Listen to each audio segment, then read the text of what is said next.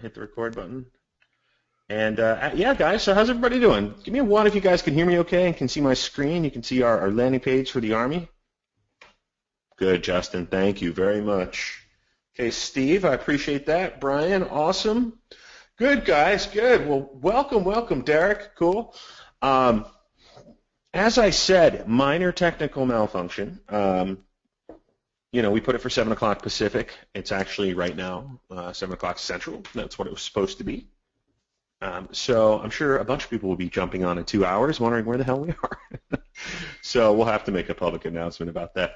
That said, though, guys, we're here for you. So this is really a good opportunity, because there's only a few dozen people on right now to ask your questions. So you've really got Darren and I kind of captive. So, ask your questions now before it starts getting packed. I mean, we've got people coming in now, too. So if anyone wants to raise their hand, right now with any specific questions related to the pay-per-lead career, getting started, getting moving, overcoming any hurdles, scaling. If you guys just want to share, a success tidbit or something that you've been struggling with this week, please, by all means, throw it in the box. We're here for you. How you been doing, Darren? D, are you there with us? Yeah, I'm good, man. Just been, been cranking away, doing a lot of stuff. I have a lot of end of the year stuff for me is crazy. It's like, everybody kind of all the law firms I work with, partner-wise, kind of reevaluate situations, and you're kind of repitching yourself a little bit. But it's good, man. It's it's been nonstop. I had a couple days where I was completely AFK or away from keyboard, and went down to Miami Zoo and went to a couple Heat games and just relaxed and kind of took away from sometimes. But it's always important to have those times away. But even those days are away, you're still kind of grinding in the background. It's kind of nice. So it's good. AFK. I'm going to use that from now on. Away from keyboard. I haven't heard that one. That's a good one, man. The technical thing. We just say, hey, I wasn't available. I was AFK. So nice. Love it. Yeah, kind of the same here, and that's similar. It's funny that you say that. I know you and I haven't talked this week nearly at all. But I've had a few partners as well. Just talking to them about what we're doing in 2016, and even the most passive partnerships tend to chime up around the holidays. Mm-hmm. In quarter four, they're all taking stock and inventory, and they're all looking at what happened over the past year. I'm lucky to say in the past 2 or 3 years, I've had very little attrition on the partner side. Yeah. Have you at all lost any partners? Yeah, I've lost 3. I've lost 3, but they were people that I'm kind of glad I lost them, but it wasn't that we weren't producing for them. But sometimes, what happens mostly when that happens is when a new manager comes into their, right. And they don't understand what PPL is, and so you have to kind of re-educate them, and it's difficult sometimes. And some people are like, hey, we're paying this guy, $25,000-$30,000 a month when we could be spending $6,000, $7,000, $18,000 and have someone in the house doing the same thing. So why would we do that? So that's when it happens. It's never. I mean, even if you aren't producing, it's really hard to lose a client in PPL. It really is. I mean, I still have. I mean, I have clients I've had since like 2012. I haven't talked to. I mean, I haven't talked to them in years. I still every week. But for the most part, I mean, the law firms are a little more touchy. They want to talk a little more. I mean, you talk to some people in their group at least, but the attrition thing, the 3 that we've lost this year have been changes in management. So it's, doesn't mean we can't get them back. It's just something that, it happens. And we weren't really too sad to see him go at the same time. But listen, the one good thing about PPL is that it's profitable. So when you lose a customer or a partner, it's definitely, you feel it. But it's, I probably should have been a little more proactive on that. I knew there was a change was happening in those companies. I didn't really do anything to kind of get myself in front of it and evaluate, which is I'll probably do in the future once I know. But I wasn't as proactive as I should have been on that relationship, because working with law firms, it's generally not one person making the decision to hire, but it can be one person to fire, and that's where the proactiveness would have helped, because I knew it was happening. I just didn't get in front of it. So listen, I'm not losing anything off of that. I mean, I'm making money other places, but it's just one of those things where lesson learned, and to set myself up for 2016 to be, okay, know what's going on in these partners that are larger, that I'm getting paid, 5-6 figures from in a year, to make sure that that I'm ahead of anything that could happen. So. Yeah, and I can't imagine a giant partner you're not going to be proactive on. I'm assuming those are smaller partners for you. No, for sure. Yeah. Listen, Right. people that I'm doing, 6 figures with a year. Well, I have 14 partners in legal space, and I go to 4 of their offices on a weekly basis. So, and they're all in the ones that are in South Florida at least. The other ones we do a conference call every week just to catch up. But it's very rarely about PPL. It's more like, because most of these companies, I have some kind of business management consulting relationship with them as well. That's how I got into the PPL side of it anyway. So there is that there. But yeah, for the most part, there's 4 down here in South Florida that I go to their office one day out of the week. I'm in someone's office. I'll give me an office there, and I do different things. Like they have a new person who does intake, like how to show them some things. We built one of them a platform back in like '08. We built a platform for them, so they're taking intakes through there, and we help people out with that. But a lot of it's just like, and then, listen, we get sent a lot of stuff from partners too. So in a law firm, there might be 12 partners, that make decisions, and they'll send us different like lead generation stuff that they see, which is kind of cool because we have to see it before they make a decision on it. And of course, I'm going to say no, don't do it, but they still send it to you, so it's nice. Right. And we go to lunch with them and stuff. But I'm still, it's literally lead gen. So I'm working with those companies on a regular basis to help them build their company, because I use a lot of their assets for the higher end stuff.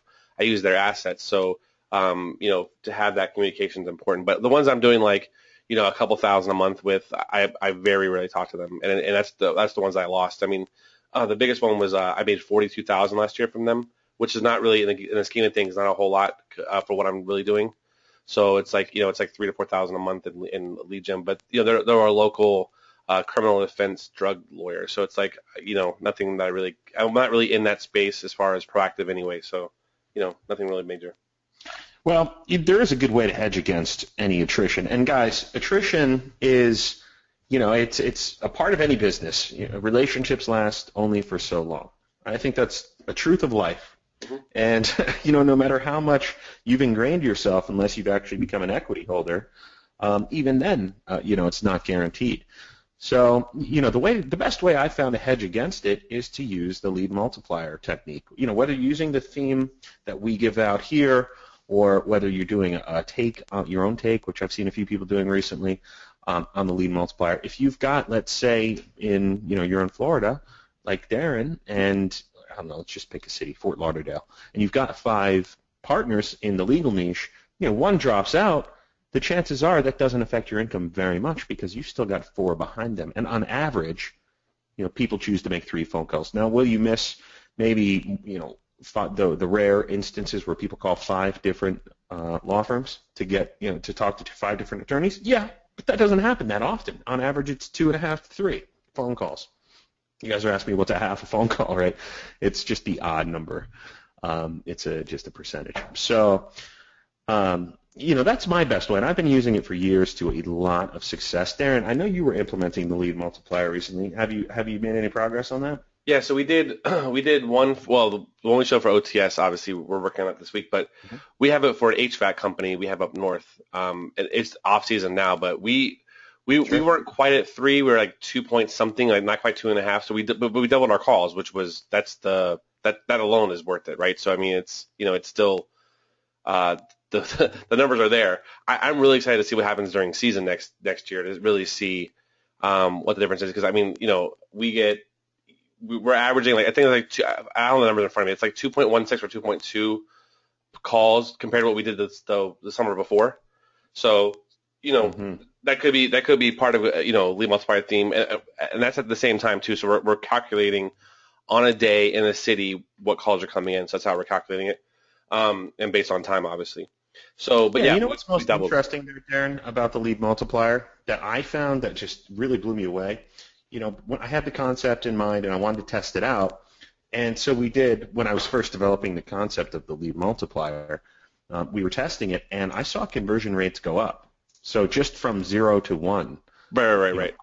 I saw that conversion rate go on our up. Traffic. Like we have let's say on a 10-day traffic, right? 10 people come to our site on a day. We have seen an increase in traffic to calls. That's for sure. And I think that helps with just like a Yelp would do or a Yellow Pages would do. That it's you're not stuck to one company. The fact that there's like kind of more options there, I think, is beneficial to someone who's looking at it to not want to go somewhere else.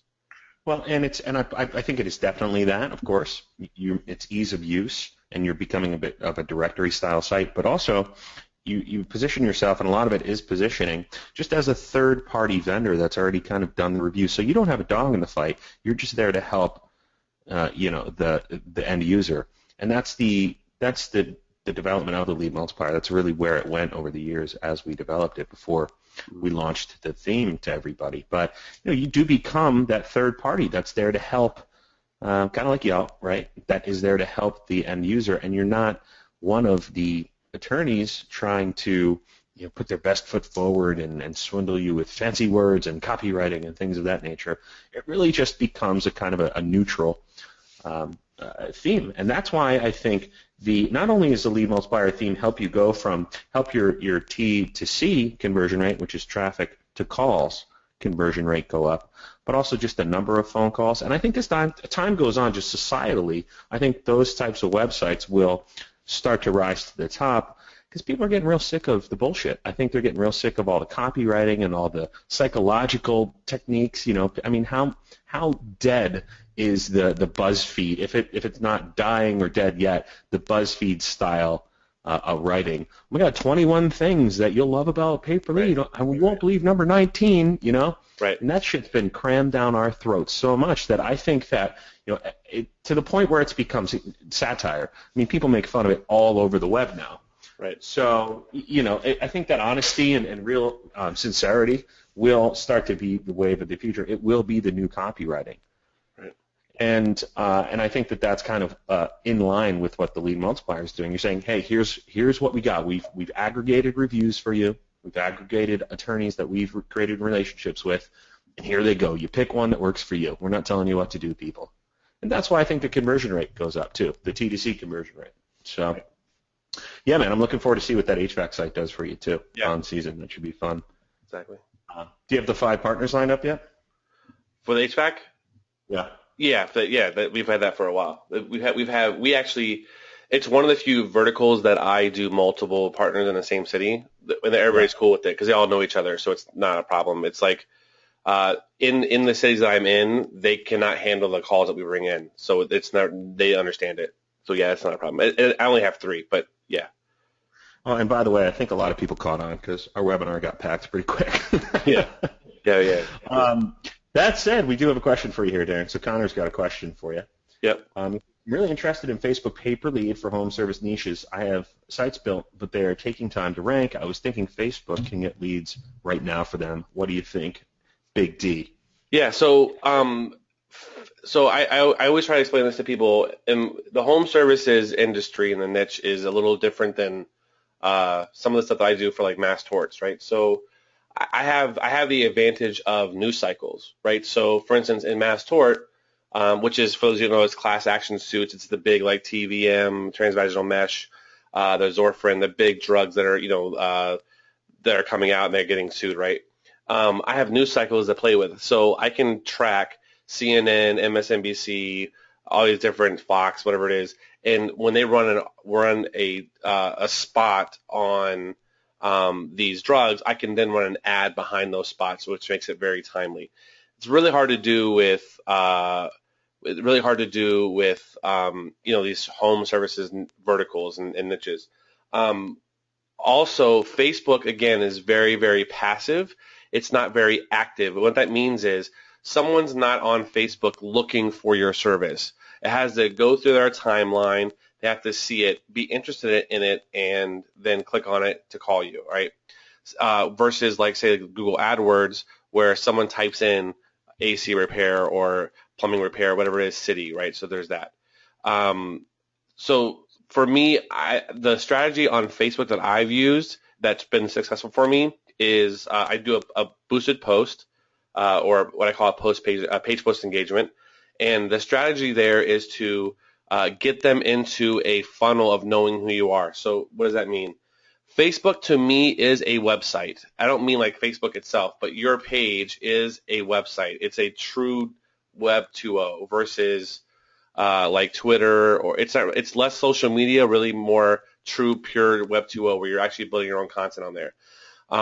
What we found success with personal injury leads specifically is building people's trust through content and then putting them through a funnel through Facebook ads. So what we do is we do a post about, let's just say, texting and driving. I'm going to do an example for this, and I'll do an example for home services, how I would do it. To be clear, I don't do home services on Facebook, just know that. But we are going to start testing that here in the next few weeks. For the personal injury leads, what I do is I generally build content around, let's just say, texting and driving. So we do like a survey. We'll do like, hey, what are, and we do the top 5 things you didn't know about driving, the rules of the road and driving. And we don't do the number 4 changed my life. Like, we don't do all that, but we still do that kind of stuff. But we build content, multiple levels of content. You have to think about what's called the buyer's persona or the buyer's journey or whatever the buzzword is now. With personal injury, that could be anyone on any given day. There is no interest or behavior I can target for that because it's people who have that. Well, some people might say you can target people who have cars. This still doesn't mean you could be a passenger in a car and have that. So how do you target that? So what we do is we try to find the person who has just been in an auto accident by giving out content that is geared towards getting help after, not law firm based stuff, but like we built an ebook about recovery, like home remedies, people who are against necessarily going to a doctor for everything. We also talk about road safety, like when you're going on a road trip, here's how to do stuff. When you're going on a cruise, here's how to do stuff. So we do a lot of pre-work to get people into this funnel. And then in that funnel, we retarget them through Facebook ads with different, depending on where they are in that funnel, different ads to help them go through that funnel more to the endpoint of calling an attorney. So with home services, I think would be a really helpful solution to that. To answer your question, I don't think Facebook ads is great for leads today. I don't think that's the right. If you need leads like right now, this week, this month, I'm going to say Facebook ads is not the starting point for that process. I think working on the organic stuff is always important, your maps, if you can do that, and also PPC. Now, where the advantage of Facebook ads really is powerful is something we call retargeting or remarketing on Facebook. So, and if you want to start with Facebook, again, this won't be something you can do like tomorrow, but I would build this out and understand that you could get 1 or 2 leads by the end of the month by doing this, would be to build content around things that people are already trying to solve on their own. So for instance, for let's, Connor, give us an example of a home services you're into, HVAC, give me one, HVAC, plumbing, roofing, what are you kind of interested in? If he answers that, let me know. Yeah, I will. But, for what I try to focus on is providing a how-to solution for someone who is trying to figure out stuff on their own. Because I think a lot of people don't know they need a plumber. Sorry, Darren. He's thinking targeting engaged women in the wedding industry. Okay, so that's not home services. Okay, roofing movers, mold, and painters. Okay. Yeah. Okay, so let's just say a roofer, right? So roofer, there's 2 different types of roofers. That's why I think most people miss the mark, right? There's the repair of a leaky roof versus the replacement of a roof, right? Or changing out your tile, something like that. So the person who might, like for instance, I live in South Florida. Everybody down here has tile roof. There's like 7 houses in South Florida that have not tile roof, and they're metal. So there's very few people that have other than that. But for us, after storms, it's important to check your roof for tile damage because that can lead to leaks in your roof. It happened to us a couple years ago during the hurricanes. So for roofing stuff, I would have content built around after a big storm comes through, even if it's not a hurricane, like a really bad night of rain or a really bad night of whatever. We have storms here that have 60-mile-an-hour winds that last for 5 minutes, but it's a big storm. We'd run ads for those to people in the local area around that exactly around that area. What I would do though for the content wise, I would build content that would like help someone solve a problem. So let's take HVAC for example. People who have AC units have one of 3 or 4 problems that happen all the time. Number 1, how do I know what size filter I need and what's the best type of filter that I can use for my AC? So there's some that are $1.50 and some that are $25 per filter. What's the difference? I would personally, in my area that I'm working in, and maybe a little bit bigger radius than that, I would build content that would tell people that, because that's not going to get you a business right now, but it builds your trust factor with them. And if they go to your website, you can then retarget them with specific ads based on that. I would also build content around the condensate drain line. How to resolve that issue is a pain, and most plumbers or AC repair companies don't want to do that work because there's no profit in it, and it takes time out of their day. So let me show you how to fix this, how to do this, and how to work on it.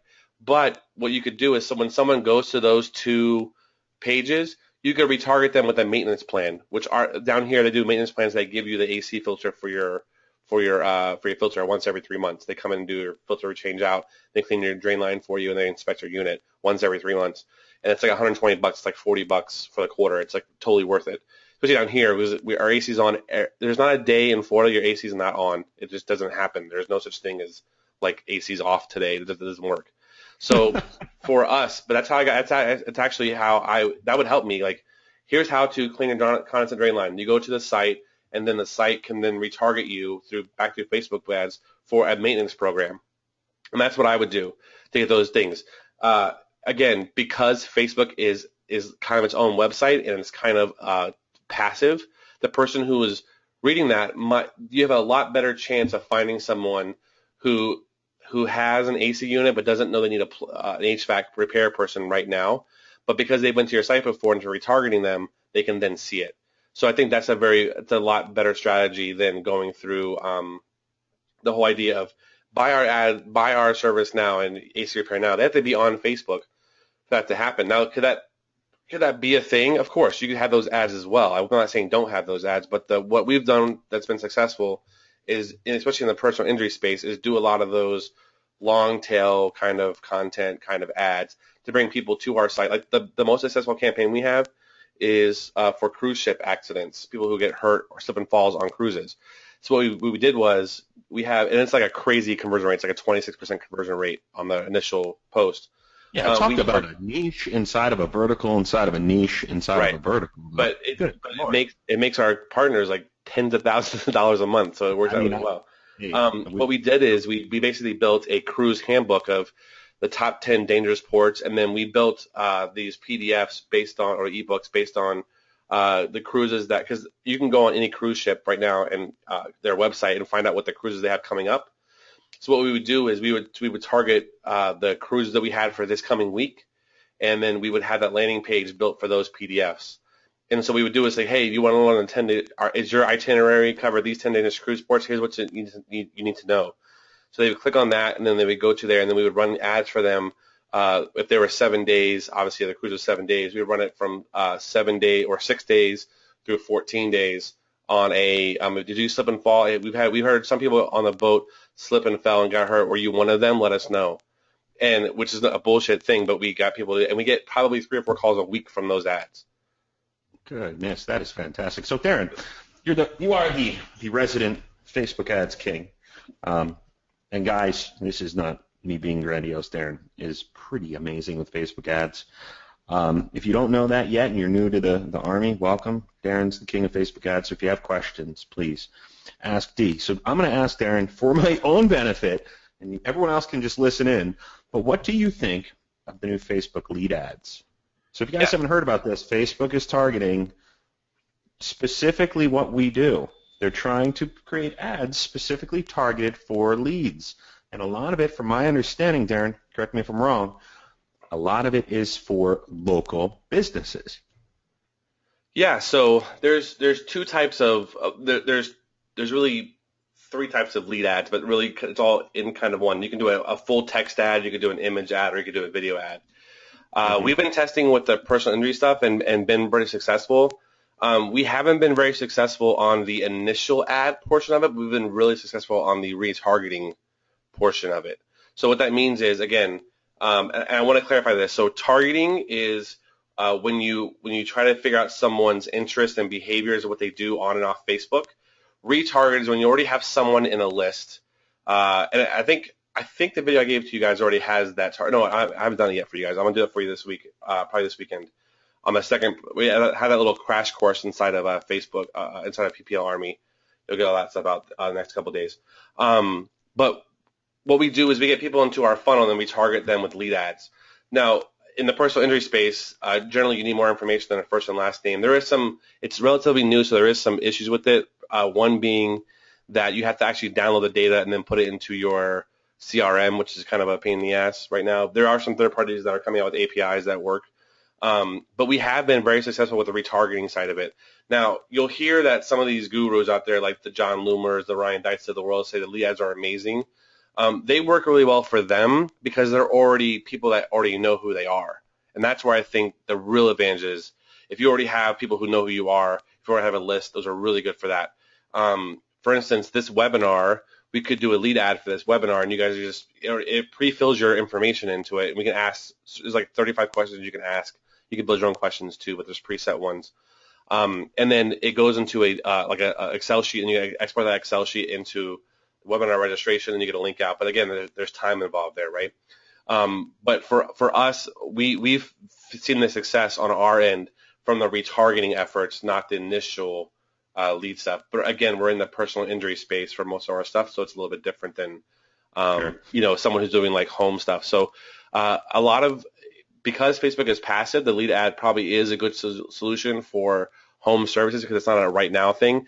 I would think that would be better for like getting a home quote, especially for you guys who do Lead Multiplier theme, and which you should be doing. If you let's say you want to get a quote for a roofing company, right?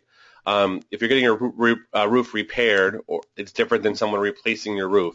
It could be a couple $1,000 fix to a multi, 10, 20, 30,000. Like my roof was 45,000. So the difference being from, a couple $1,000 for a repair or $45,000. On a couple $1,000 repair, I'm not going to do a whole lot of research on getting it fixed. When I spend 40 grand, I'm probably going to do a lot more research. I think would be helpful is that lead ad could go there and you can have your partners kind of bid on that lead. There's multiple ways that you can grow that business from there.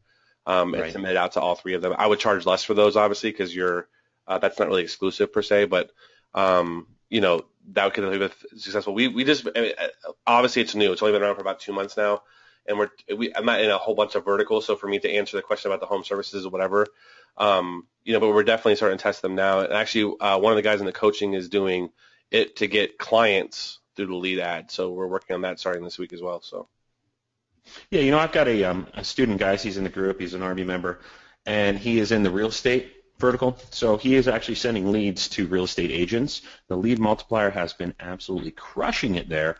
And more to Darren's point, I think that these Facebook lead ads will be fantastic because many of, he's been a real estate agent in the past and still is, in fact, and he's got a huge list.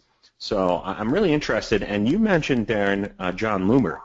So if you guys don't know who John Loomer is, he's another Facebook kind of quote-unquote guru guy. I don't know how great he is, but he does have a webinar tomorrow, that I'm going to go check out. So it's all about the lead ads. He's got a huge site. He's always in the forefront of that stuff. He's more of the Frank Kern versus like you, and he's a John Loomer to me. He's obviously at the higher level of the teaching knowledge stuff. I'm the more of the doing kind of stuff. So listen, right. I will never tell you not to follow someone else. If you find good information, by all means, learn it. You know what I mean? So right. And if you guys hear great information out there, please, about pay-per-lead, bring it to us. A lot of the times I'm learning as much from you guys cumulatively as we're putting out there. Mm-hmm. So that's the advantage of a real community, and that's what we're building here. It's one kick-ass pay-per-lead community. So that's cool. All right, awesome. Great answer. Thanks, Darren. Yep. So Barry has a question. Do you do anything to help or encourage service partners to get reviews posted on our site? So I'm assuming you mean the Lead Multiplier site, Barry. So the callers' numbers, we could use ACT or similar to broadcast SMS messages to them asking for reviews. So in my experience, and Barry, I am assuming you're asking about the LMT. In my experience with the LMT, I just import their reviews. I simply copy and paste, and hopefully they've got enough to where that's good to go. I don't worry too much about building reviews on my own sites. It's a thought, though. It's definitely a thought. I mean, that's a great way to have people. I mean, if I had more time and I wasn't so lazy, I would be out there building, email autoresponders for people that had visited our sites and or used any of our partners on the site. to help aggregate your reviews. Reviews are a great way to crowdsource content, i.e. rank in Google. So if you can get, if you come up with a great way to build a small funnel to build more reviews on the site, I'm all for it. Just to me, I don't see the benefit of it right now. I'd rather use Domain Reanimator, find a couple of expired domains, spend $8, reanimate them, and build links back. That'll take me a cumulative 10, 15 minutes rather than going through the process of trying to get more reviews. So in the beginning, when I take on a new partner, that's when I import or borrow. I'm throwing my air quotes up here, guys. I borrow those reviews and put them on our own site. And that's how it works for me. So hopefully that answers your question. Let's see. Kyle, ambitious entrepreneur. What's up, Kyle? How you doing, man? I'm only seeing you on these webbies. It's great to have you here. He has a question for you, Darren. Darren, ever tried Bing ads? Yeah. So we don't talk about this very much, but I have my agency does Facebook, not Facebook. We do that too, obviously. We do AdWords and Bing ads. We do about $1 million a month in that. We're an outsource for other firms. Yes, but there's not something. I will never cover those in training. There's so much good information out there that to regurgitate that to me is asinine. And secondly, for those who are doing AdWords, go through Specialist, which is the 5 courses that they have inside of Google AdWords, and you'll learn more. And obviously, there's some tips and tricks and stuff that we can talk about, but yeah, Bing ads are good and all. I found that they're obviously way cheaper than AdWords. We run them for a lot of our partners to get leads and stuff too. The reason that there's so much to run a campaign successfully, you have to test that campaign just like you do with Facebook ads. There's just not a whole lot of good information out there on Facebook ads to me personally. But Bing, there's honestly really good content out there, free content that you can look at, including their education area that can help you run those ads. But yeah, to answer your question, yes, the Bing ads are something that we run on a regular basis. Yeah. Facebook's got a really good program for that too. So Facebook, what is it called? Seller University or Advertiser University? I don't know. Yep. I thought you and I had talked about that at one point, and I kind of showed you it. They have a program for like people who are just starting out. I forget what it's called now. But I'll find it again, and I'll throw it in the group. It is very, very basic, but right. You're gonna get more. Better than honestly, you're gonna get more out of the 8 to 10 videos I put up in the next few weeks than you will out of that because it's someone. I think I know what you're talking about now. I can't remember the name of it, but there was you basically have a Facebook specialist who actually works for Facebook walking you through creating an ad for your company with interest in targeting and stuff like that. But yeah, they've made it so intuitive already. It's like calling Google and asking them to help you set up your AdWords account. I mean, you're gonna get help, but you're not really gonna get any insights, Right, exactly. Okay, and to answer Kyle as well, I've used Bing ads. I do use Bing ads, and they work for me, and they're pennies on the dollar compared to AdWords. For sure. So if you're in a really, really competitive vertical like personal injury, think about Bing. Think about Yahoo. There's a lot of them out there that are really advantageous. And again, it's pull marketing, right? So people are already looking for your services on these search engines, whereas Facebook is push marketing. You have to push your stuff in front of a potential audience that you don't know has your need or not. So in instances where you're going after more niches inside of your vertical, kind of like slip and fall on cruise ships, I think that a lot of those work pretty well too. Cool. Barry says on a mobile phone, the 3-pack seems to show a phone link. When you do a Google My Business listing, do you submit a phone number, and if so, where do you route it? I'm assuming that you don't provide a number, then you won't show up in the 3-pack. Yeah, that's right. Yeah, you need a phone number. Now, I've seen people show up without phone numbers. Just to be clear, just real quick, Barry, are you talking about the 3-pack of ads or the snack pack? It's a good question. I'm assuming he's talking about. He said GMB, but you have to have snack pack, yeah. For local stuff, I mean, because you can do a call extension. You're going to need a phone number anyway. Most people are going to call from there, and on mobile, they're going to show obviously numbers that have phone because it's more relevant to the person who's searching, right? That's So awesome. I always recommend putting a phone. And if I've mentioned this before, but we do a lot of local SEO for free for our clients that we have, the high-end clients that we have, not the lower ones, believe me, but the higher ones, because we use their listing. We put our call tracking number on there, and then we forward it to them. So just know that. But yeah, you should first of all have a number. I mean, why would you not have a number? Yeah, very first thing, get a number. Use Callfire or Act or whatever you want to use, but get a number. And then what I like to do if I'm using the Lead Multiplier is I like to forward it to the one that's typically either paying me the most or the one that gets the most phone calls. Right. And there are systems out there that you can get rotating phone numbers.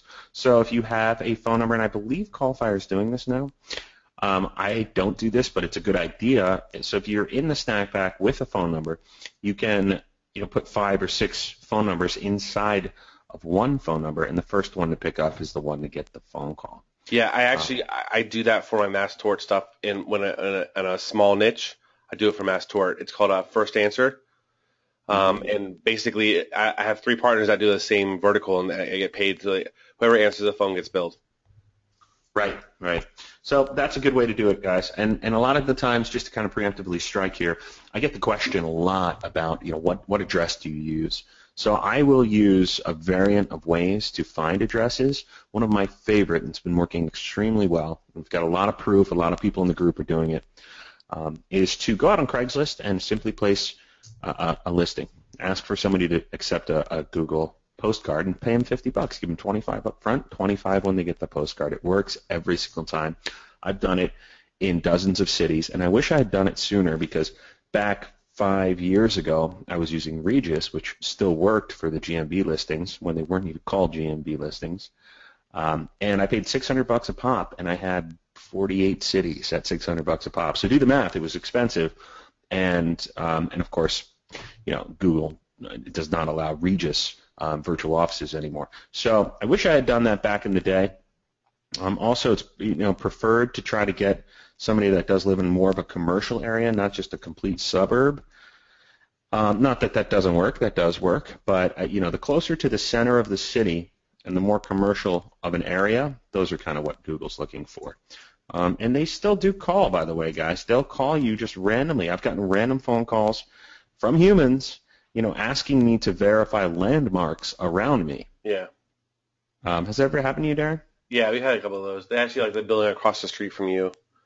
Yeah. Oh, so you're right next to that McDonald's there, or are you? And they're just on Google Maps. So then I just jump on Google Maps real fast. Right. So we did the same thing.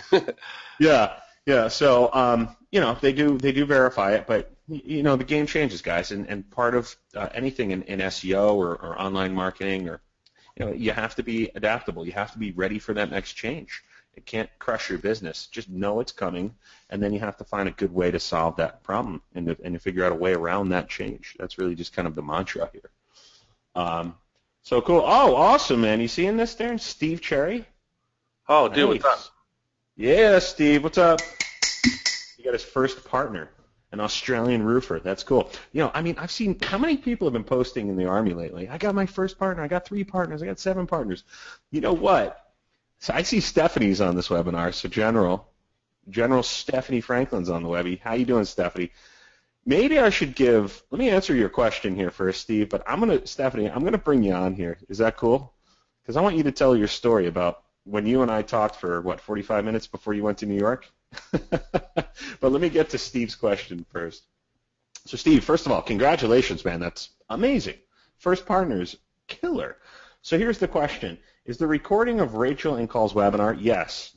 I finally got it back, and I can get it uploaded. That'll be here pretty soon. I'm hoping for tomorrow. So I had some issues. It'll be up. Let's just say GoToWebinar is not my favorite. That's why Darren does most of the recording. Other themes I can use as an alternative to LMT. Why would you do that?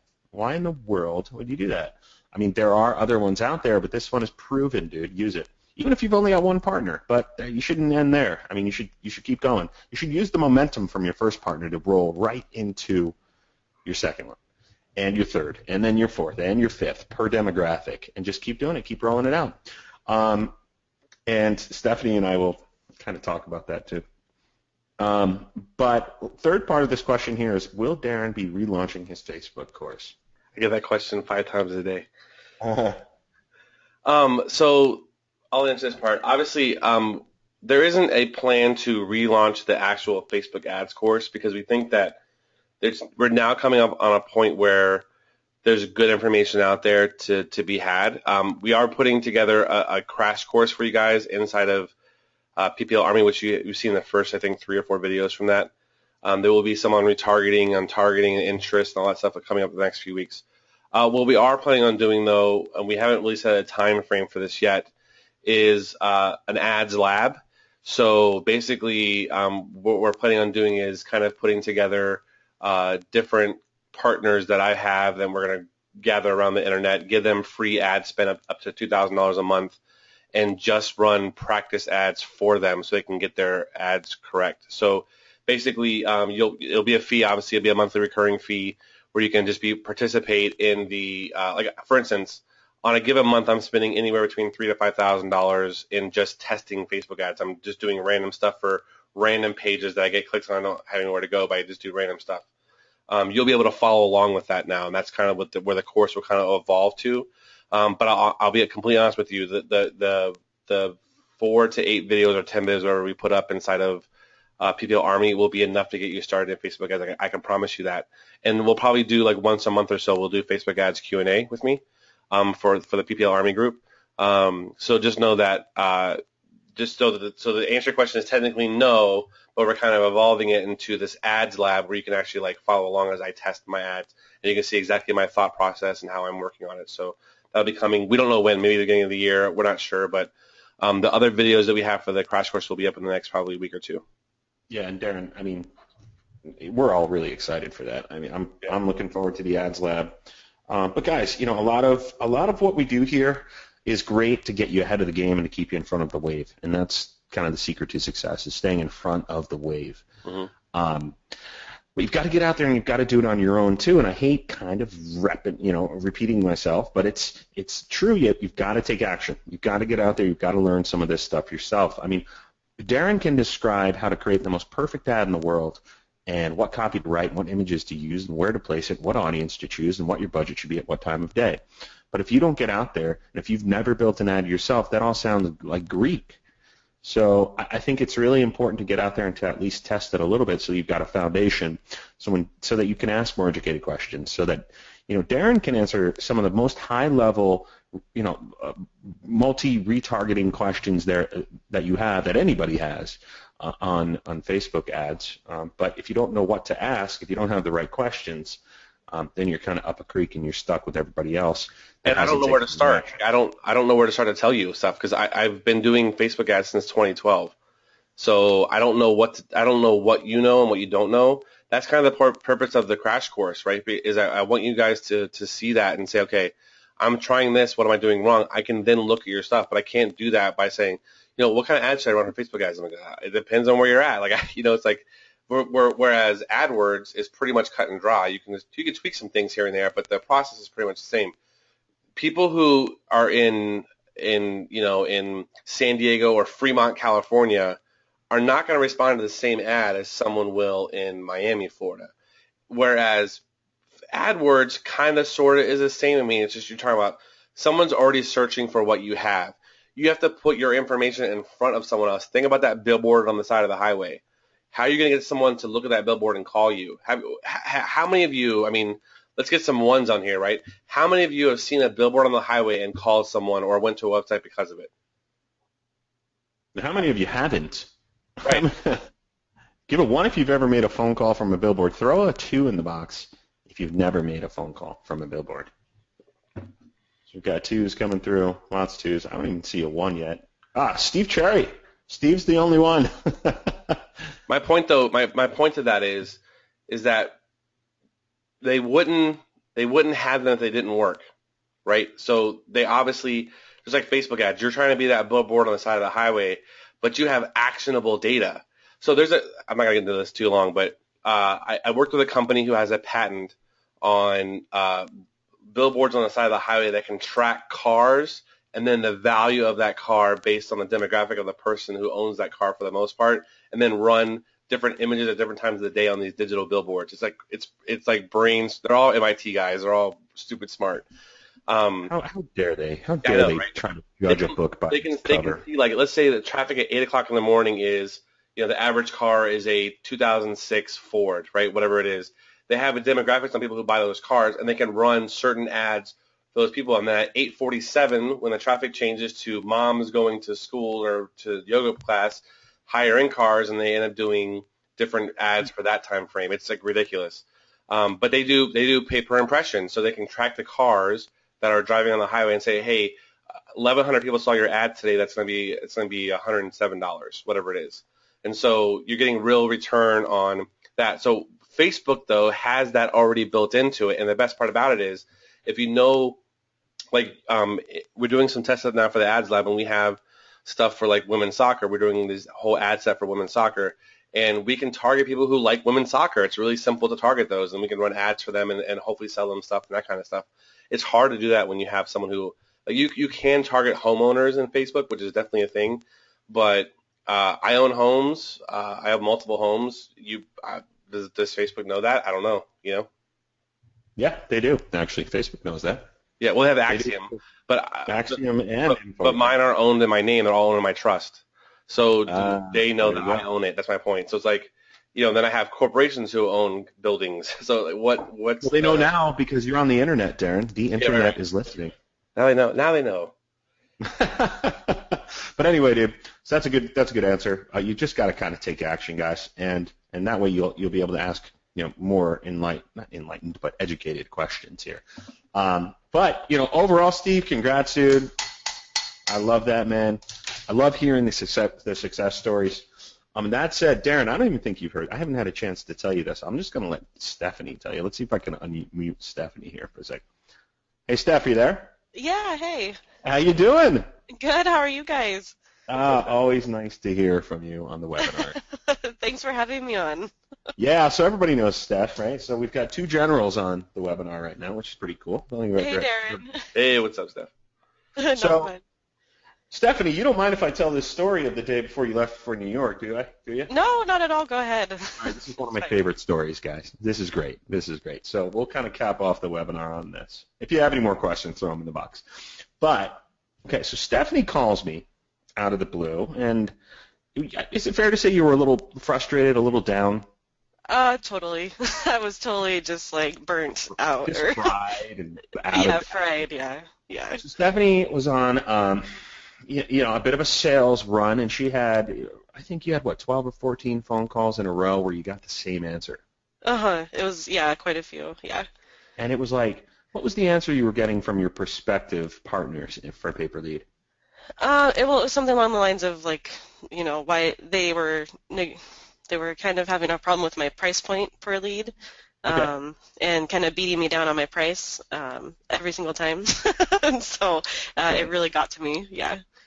Right. So, you and I spoke for like a half an hour, maybe longer, and, and I'm trying to give Steph a pep talk and just, knock her out of this funk. I mean, everyone catches the funk when they've gotten 12 or 15 no's in a row. It sucks, right? It's no fun. That's the downside of sales. That's the downside of making amazing cash, is you've got to go through the bullshit. You've got to hack your way through the forest first. And so we had a nice conversation. I thought I was literally walking on Michigan Avenue here in Chicago, and just chatting with Steph. And by the end, I felt like you had kind of come around and you felt a little better about life, yeah? Oh, yeah, for sure. So definitely. I was like, great, I've done my job. I've helped somebody get out of their sales funk. Fantastic. But I forgot to ask you a vital question. I said, well, let's backtrack a bit here. You're trying to get a single partner in this city, but what have you done up to this point? And guys, you have to listen to this. This is the punchline because it blew me away. She said, well, I've already filled the Lead Multiplier theme for San Francisco. I filled it for Los Angeles. Now I'm just trying to get my last partner in San Diego. So that was 14 partners that she had already closed, and she was bummed because she couldn't close one more partner. That's what got her down. I was floored. I was like, and this is in 10 days or so that you did that. Is that right? Yeah, it was from that post when I did the email challenge. Yeah, exactly. And I said, good Lord. I said, I didn't even know if I had done that. I mean, I don't know if on my best week I've closed 14 partners. Guys, I mean, can we please get a keyboard head smasher 1 for Stephanie? That was amazing. So anyway, I just want to share your little success, a massive success actually, but my little story. Oh, thank you so much. Yeah, it was a crazy 10 days. It was a huge hustle. Let's keep them on edge. So that was a Thursday, and you were like, you know what? F this. I'm going to New York City. I was like, good. Get out of town. But first, that was a Thursday. I said, why don't you just close that last one off tomorrow on Friday, and then get out of town and get it off your mind and go recharge. So sure enough, isn't that what you did? Yeah, I think I Skyped you at like 3 or 4 in the afternoon, and I got my last contract in. Yeah. And I'm still getting replies from those emails from the 28th when I sent them out in October. I'm still getting people following up with me. It's just crazy. Yeah. That is insane. To close 15 partners in 10 or 11 days, guys, to clean up, I mean, literally close out your Lead Multiplier theme for 3 cities in California, that's incredible. And rock star. I mean, you're total fucking rock star. And you are on your way. Honestly, I said this on your last webinar. I'm going to kind of up it. You're on your way to 6-figure months here in no time. I'm not kidding. So all you need to do now is drive some leads. What are your plans for that? Yeah, I'm getting some help from the Army, giving some people the opportunity to help drive some leads to those, because getting that many partners that fast is, like, they already are emailing me, where's my leads, what's going on, so.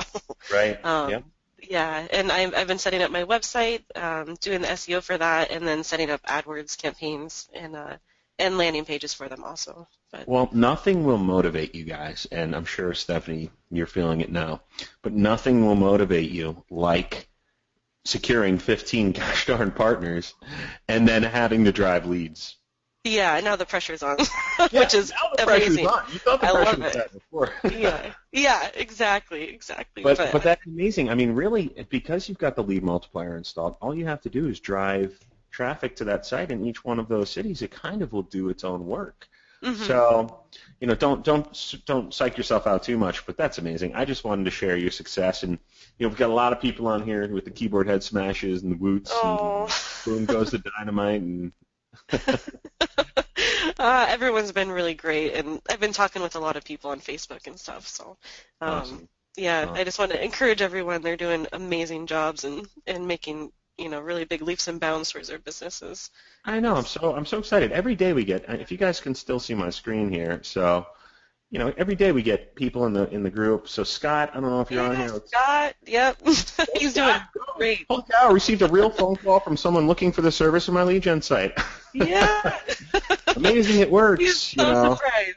And here, look at this one yesterday, Jacob. I just got my first PPL partner today. Now I need to go make a website. So you guys are all doing fantastic. The one right below it, Craig Ramsey, totally pumped. Just got off the phone with the sales director. It's going great. This is what I love about the community that we're creating is you guys are getting out there and you're taking action. And it really is the 6-minute mile. I think a few front runners like myself and Darren and then Stephanie, you were right behind us, and Byron helps out, and and now we've got Craig and Scott and Jacob, and everybody's starting to get these partners. It's really starting to catch on. So guys, if you haven't locked up your first partners, don't worry about building your websites. Don't worry about driving leads. Get the partners first. Take a page out of Stephanie's book. Lock up 15 partners, then drive leads, or lock up 1 and then drive a lead. I mean, it only takes 1 to start making money. So really, Stephanie, that's awesome. Thank you so much. What we should do? You got to post something about that in the group because that's hysterical. You know what? I'll post about it. I'll share the story because everybody needs to hear this. That was just so funny. I said, well, okay, what have you done up to this point? Well, I've already secured 14 partners. I'm just really trying to go after my 15th. It was, you could tell I was really getting, flustered. It's been a lot of pressure on myself, so. Well, that's what it takes, man. I mean, that's how you forge a diamond, right? That's corny as can be. My grandpa used to say that, heat and pressure. Yeah. You got to do it. Sorry for being extremely corny there, but, Darren's used to it by now. Yeah, I'm corny too, so it works out well. And by the way, it was the 4-minute mile, not the 6-minute mile, but whatever. 4-minute mile. Well, for me, it's more like the 14-minute mile. The 14-day mile. I think the only person I'm beating in a race is you, Darren. Yeah, right now, for sure. You got a bum leg. I got hip problems now, man. Walking so gimpy. It's horrible. Oh, man. All right, guys, so that's awesome. We're hitting right about at the hour mark here. Any more questions you have, please post them in the group. You guys know we'll all be there. But, Steve, congratulations, man. Stephanie, congratulations, of course. Thank you. Darren, congratulations on just being you, buddy. You're welcome, buddy. That's all I got to say. All right, guys, so thanks so much, and we will see you in the group. Yep. All right, cool. Take care, everybody. Bye.